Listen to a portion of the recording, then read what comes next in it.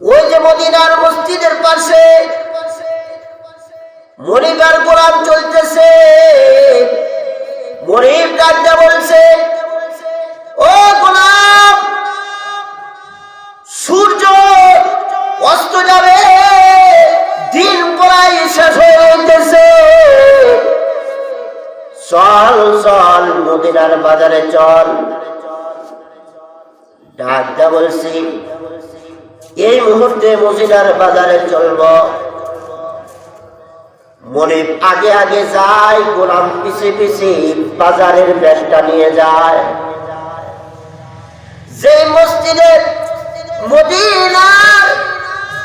মদিনার মসজিদে দিয়ে আসছে,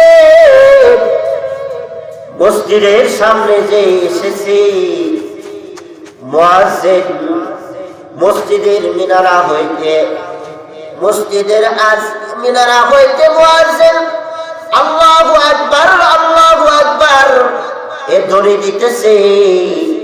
মধুর সুরে হাইয়া আলাস সালাহ বলতেছে, হাইয়া আলাল ফালাহ বলতেছে। আসো মালিকের কদমে সিজদা দেওয়ার জন্য আসো। হাইয়া আলাস সালাহ হাইয়া আলাল ফালাহ মুয়াজ্জিন তার জবানে উচ্চারণ করতেছে। মুয়াজ্জিন যখন হাইয়া আলাস সালাহ হাইয়া আলাল ফালাহ মধুর কণ্ঠে আওয়াজ করে বলতেছে, গোলাম ডাকতে বলে, ও মালিক, আমার বলি আসরের নামাজের মুহূর্ত হয়ে গেছে। আমার মালিক আমার মসজিদের মিনারা হইতে সুন্দর আওয়াজে আমারে ডাকতেছে। সুবহানাল্লাহ। বাবাজি, দুনিয়ার কোন মুয়াজ্জিনের ক্ষমতা নাই আজানের আওয়াজের ভিতরে, আজানের শব্দের ভিতরে বাড়ানোর ক্ষমতা। সুবহানাল্লাহ। আছে দুনিয়ার কোন মুয়াজ্জিনের? আপনারা জন্মের পর থেকে কি শুনছেন? হাইয়া আলাস সালাহ। এখনো কিন্তু কি বলে? হাইয়া আলাস সালাহ। তার মানে দুনিয়ার কোন মুয়াজ্জিন তার পক্ষ থেকে একটা শব্দ, নিজের পক্ষ থেকে একটা শব্দও বলতে পারবে না। বলতে যে নালিয়ার চালা জামি মসজিদে যদি আপনার ইমাম সাহেব যদি কয় হাইয়া আলাস সালাহর পরিবর্তে যদি আর একটা শব্দ আনে, আপনারা মানবেন গো? কি কথা মান না? মানবেন তো না?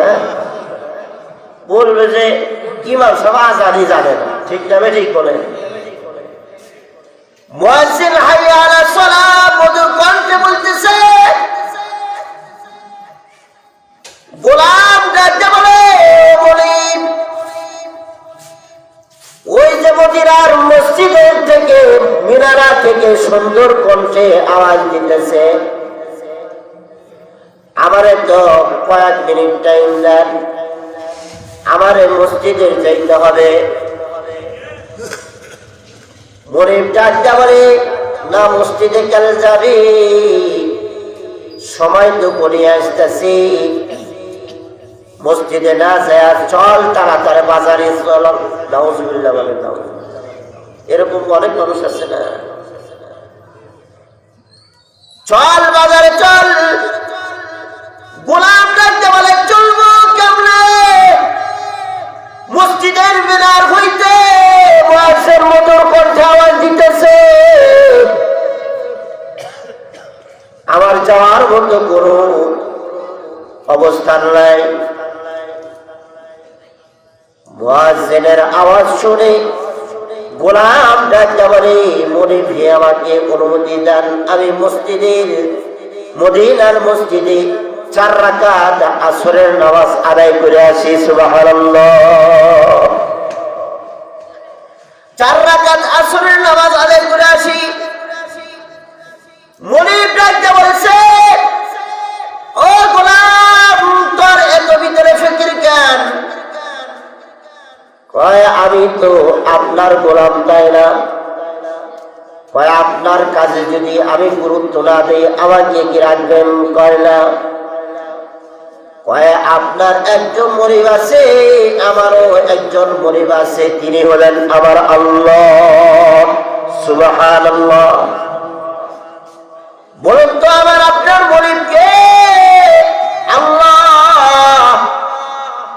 সকল জাহানের মালিককে, জোরে বলেন, আরো জোরে বলেন আমাদের মালিক কে, আরো জোরে বলেন আমাদের মাওলা কে।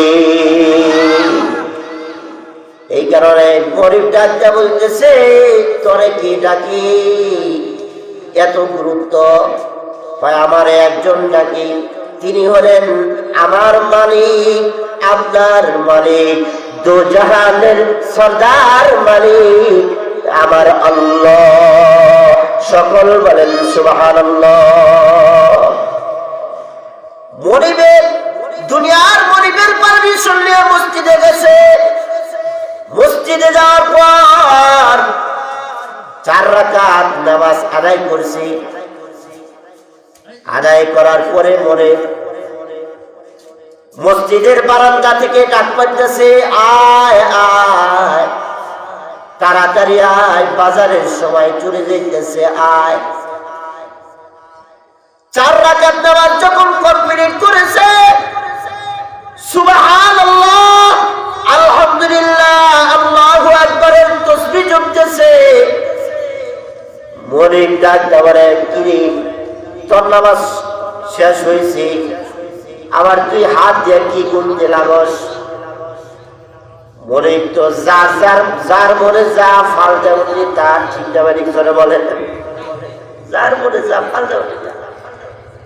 মনিব তো ভাবতেছে সারাদিন তো কাজের ভিতরে থাকে, কত টাকা চুরি করছে আর না করছে এটা তো ওটা বলতে পারে না, আমার সামনে সে সবসময় থাকে। তো নিরিবিলে মসজিদের ভিতরে যায় না, বলতে কি পোড়া শুরু করছে। নাউজুবিল্লাহ বলেন, নাউজুবিল্লাহ। যার যার মনে যা ফালদা হতে, ও তো মনে করছে যাই রে সারাদিন যা শুরু করছে, তো মসজিদের ভিতরে যাই রে গণনা শুরু করছে, আজকে মনে হয় কত টাকা আছে শুরু করছে। নাউজুবিল্লাহ বলেন, জোরে বলেন নাউজুবিল্লাহ। এরকম কিছু ধারণাকারী আছে কিনা?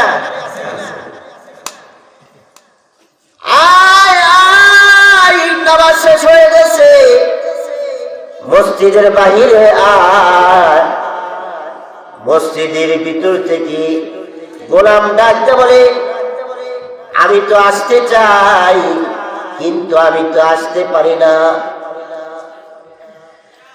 মসজিদের সিঁড়ি থেকে মনিব ডাকতে বলে, এই গোলাম তুই তাড়াতাড়ি আয়, কেমনে আসবো, আমি তো আসতে পারি না। মনিব ডাকতে বলে, তোরা আবার কে ঠেকায়? তখন গোলাম একটা উত্তর দিয়েছে, যে উত্তরটা আপনাদের বোঝা দরকার। গোলাম উত্তর দেয়, আমি তো আসতে চাই কিন্তু আমাকে আসতে দেয় না। ও গোলাম, তোরে কে আসতে দেয় না?